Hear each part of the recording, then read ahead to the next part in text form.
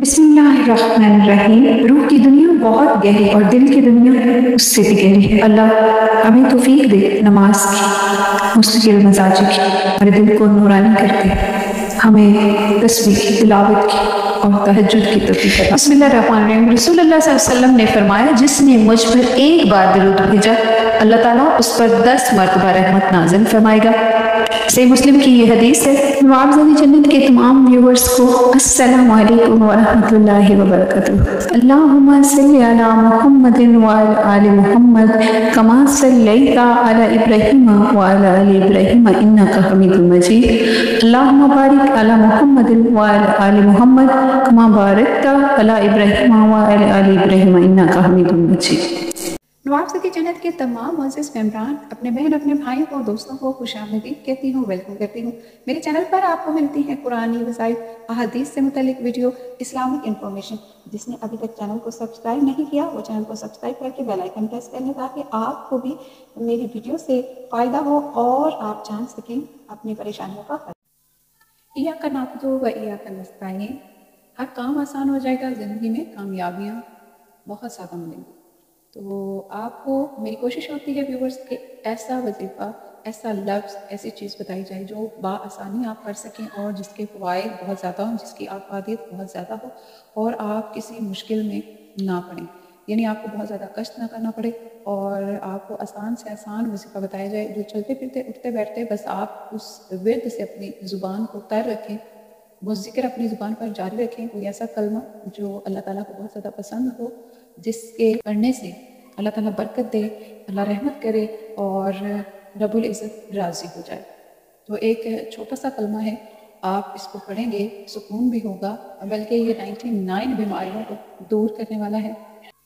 हदीस के हवाले से अगर मैं आपको बताऊं तो ये 99 मर्ज़ों की इलाज है, दुआ है, क्योर है।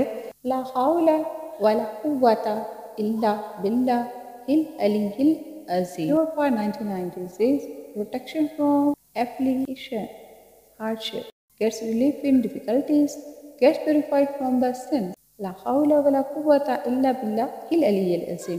Recite at least 100 times a day. कम अज़ कम आपने दिन में इसको 100 दफ़ा पढ़ना है, यानी एक तस्बीह बस करनी है। माशाअल्लाह आपको हदीस मुबारक के रूप से बताया है कि 99 मर्ज़ों का ये इलाज है। ये एक छोटा सा कलमा और कितना ये वज़नी है।